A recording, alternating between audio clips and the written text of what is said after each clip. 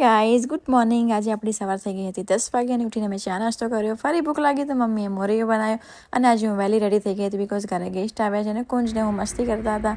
કુંજ મારું લિપ બામ લગાવતો હતો, એને બધી જ ખબર છે કઈ વસ્તુ ક્યાં લગાવવાની.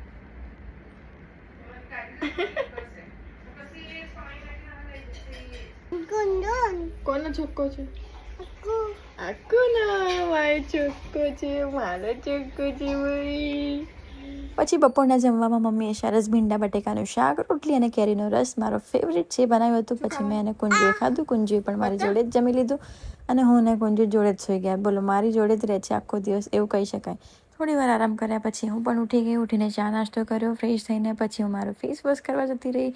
લાગુ છું ને એકદમ ભૂત જેવી, કોઈ બી ના જતા. હું ફેસ વોશ કરીને સ્કિન કેર થોડું કરી લીધું. બસ આજનો મિની વ્લોગ થોડો વધારે જ મિની હતો, કંઈ વાંધો નહીં. કાલે વ્લોગ બનાવી લઈશું. તો આજના વ્લોગમાં બસ આટલું જ. મળીશું કાલે ફરી એક નવા વ્લોગ સાથે. Bye, take care, see you.